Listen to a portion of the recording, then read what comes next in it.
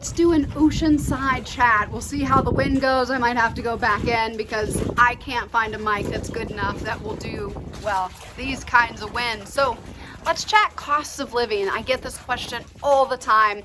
And the reason is that we don't have like average costs of living because we don't have anything like economy of scale. So we don't have enough data to really tell you the cost of living, and it varies greatly. Now, I will say what most people spend, what Honduras says to be a legal resident in the country, assuming you are not a natural born Honduran, and which living in Roatan or Utila in the Bay Islands. If you're a Honduran citizen, you obviously can come live here and you don't have the rules that someone like me who is an immigrant getting to live on this beautiful country. I have to make $2,500 a month and deposit that into an account, into my own personal checking account, Honduran bank account, but I do have to deposit a minimum of $2,500 a month to be able to legally stay in this country. Now that is for a family of 4. Now, I'd also say if you are a single person, or $2,500 is a lot of money, and you can live very well for much, much less than that.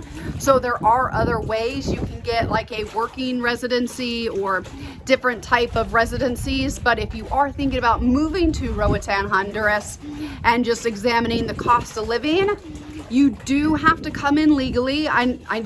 I know that's weird, but almost every country is cracking down on migration, and you just have to migrate legally. So that's going to be a big part of your budget where you're looking at.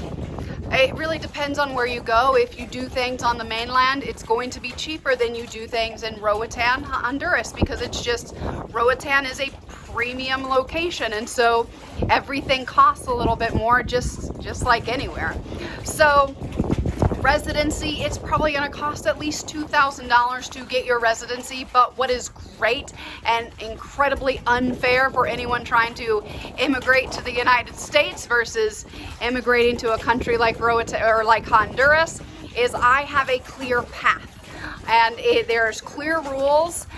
They sometimes take a little bit of time to follow, but it takes 9 to 12 months to get it, unlike with what some people are dealing with trying to migrate to the United States, where my sister-in-law has been working for over a decade and still does not have her citizenship. Now that is a little bit of a difference, and I'm kind of on a little bit of a diatribe.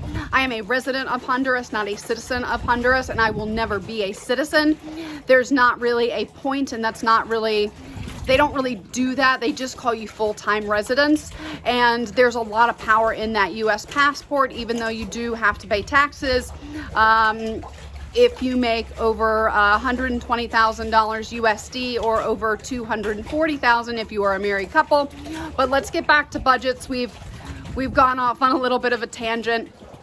I think if you go just by the standard rules, it's $2,500 a month is what you need to bring into the country. Single person might be a little bit less. I'm a family of 4, so it's $2,500.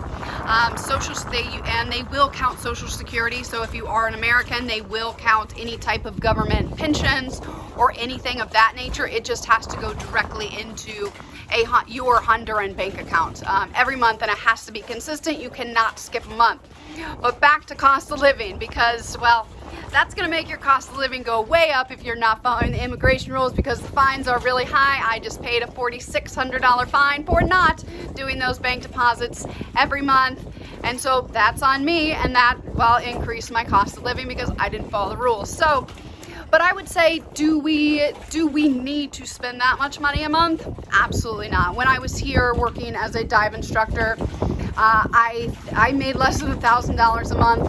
I lived a wonderful life. My house wasn't very nice, but I had a bed to sleep in and a door to lock at night, and that's really all that mattered. I actually really love my unit. I think it now rents for $800 to $900. At the time when I was here, it was around $300 a month. So I've been here for a while.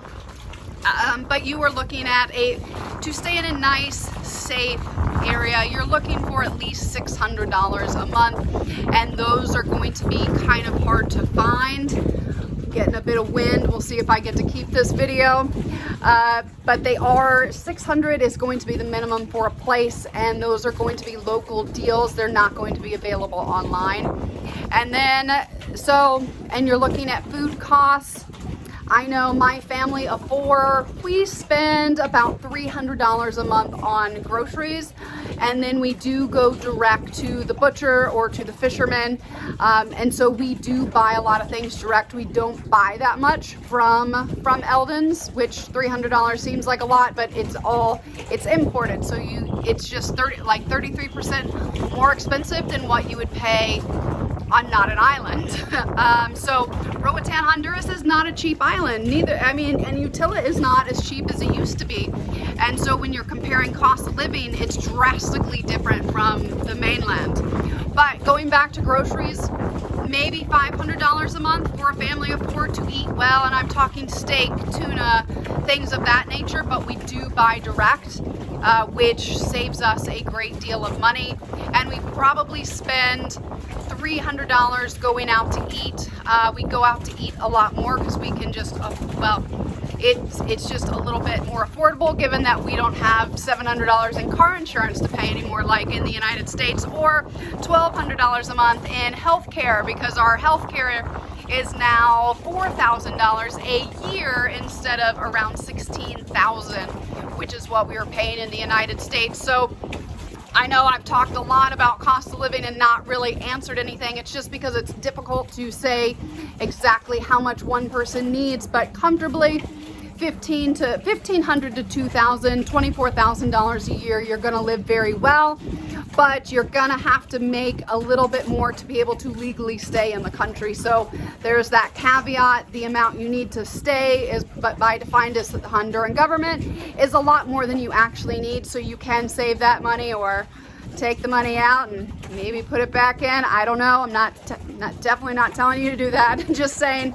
that's how much you need to legally stay. Otherwise, you can get deported, and it's expensive. I just had a friend that was deported, and he got to go to Belize. So he only had to leave the country for 72 hours. It's not like a lifetime ban like the United States does. But anyway, I digress. I'd say anywhere between $1,000 and $2,000 to live comfortably, but you're going to have to deal with your residency status, which is going to make it so you need to bring more money in.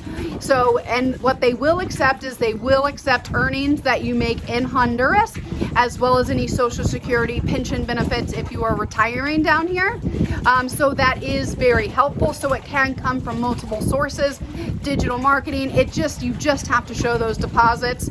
And then, so I guess cost of living is $2,500 a month. And then you can live quite well, go out pretty much as you want. Drinks are between $1 and, well, you can get $20 drinks if you want them, but they taste just as good as the $3 ones at Sundowners, but I digress. So it's really kind of all over the place, and you can see, well, the neighborhood that I am sitting in front of, I will get up and show you. Maintenance is very high if you do own a home. You're probably looking, these homes back here, you're probably looking at $2,500 to $5,000 a month in maintenance. Maintenance is, I spend 4 to 5 times the amount on maintenance for my home here than I do in Colorado, but if you're renting, you don't have to worry about that. All right, that got a little windy over by the dock, so now we're back on the beach for the sandflies. So a couple more things to think about with cost of living and cost of living differences is your health insurance is gonna be much, much different. My family of 4, we pay around $4,000 for basically, it's emergency, it's evac, it's things that in case someone got very sick, we are covered. Otherwise, we just pay out of pocket cash. We've had stitches and on the island, and we only have that I guess it's called expat insurance. Don't shoot the messenger. It's just, but it's around $4,000 a year, and the only reason ours costs that much is because I have pre-existing conditions. And so if you do have pre-existing conditions, do be careful with what plans you pick because you do not have the same protections. But our insurance went from $16,000 a year to $4,000 a year moving from the United States to Roatan, Honduras. We now have $240,000 deduction we get as being bona fide residents of Honduras and not the United States of America anymore. Our car insurance went from, it was over $400 a month. Now we actually don't have car insurance, but part of our medical insurance does cover, it's part of that medical coverage.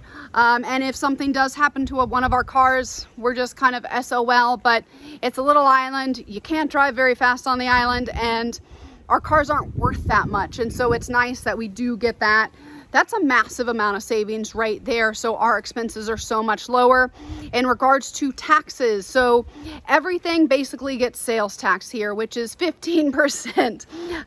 But like if you are renting, you're not really paying any taxes. And so your taxes are gonna be very minimal, usually less than $1,000 a year. I know for my properties, it's less than $1,000 a year in those property taxes. And then any business that I do, any money that I do make on the island, it is taxed, but at a much lower rate. And that money is never taxed in the US because of how it is set up, because it's a Honduran business that is, well, it's Honduran owned, not American owned. So there's things like that that really do help with the cost of living. And those are probably the biggest expenses I was experiencing. Childcare, when we lived in the United States briefly, when my children were born, it was over $1,800 a month for daycare. Here we had nannies and we paid our nanny $600 a month, which the minimum wage is $400, which is, if you live here and you can afford staff, you can afford to pay them a little bit more than minimum wage, because it's much lower than it should be, and they work very hard for their money. So that's my diatribe about paying people more. So things like childcare, I mean, we went from $1,800 a child to $600. For both of our kids. The schooling, education, well, I'm putting my kids in public school in the US, but if we did do private school like we do in Roatan, you're looking at $28,000 in the United States for private school per child, or 24 to 28 in the Colorado area, compared to, we pay $700 a month, so we pay $7,000 a year. We pay on a 10-month schedule. So that went from what would have been around $40-some thousand to $7,000. So those are massive. Those are our biggest expenses that we incur, just from moving from one country to the next. And our quality of living, we live in the same style home. We do everything the same. However, I consider our quality of life is much better because we are not working all the time. Even though you do have to work harder for your money here, you just don't need as much for the random expenses like healthcare and insurances and all of those other things that are kind of broken in the country that I come from. They're most absolutely broken right now, and well, it can be crippling to a family, especially a larger family. So thank you. If you have any questions, my door is always open.